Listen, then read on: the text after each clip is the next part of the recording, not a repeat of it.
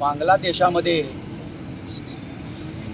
जो हिंदूंच्यावर अत्याचार आणि हिंदूंच्या विरोधामध्ये जो हिंसाचार या ठिकाणी जे जात्यंत मुस्लिम करतायत तो हिंसाचार आणि मंदिरावरचे हल्ले आणि हिंदूंच्यावरचे हल्ले हे भारत सरकारनं ताबडतोब हस्तक्षेप करून थांबवले पाहिजे। तसेच इस्कॉनचे बांगलादेशातील प्रमुख पुजारी स्वामी चिन्मय कृष्णदास यांना बेकायदेशीररित्या अटक करून जे तुरुंगात टाकलेलं आहे त्यांची भारत सरकारनं हस्तक्षेप करून ताबडतोब सुटका करावी।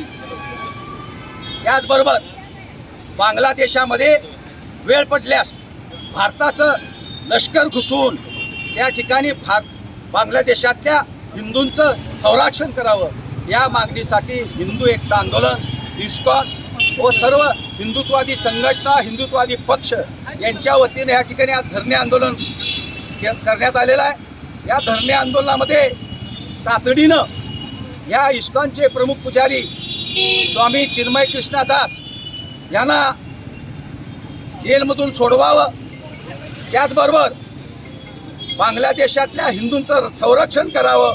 वेळ पडल्यास बांगलादेशामध्ये लष्कर घुसवून हिंदूंचं संरक्षण करावं। हा अत्याचार गेले 4-4.5 महिने त्या ठिकाणी सुरू आहे।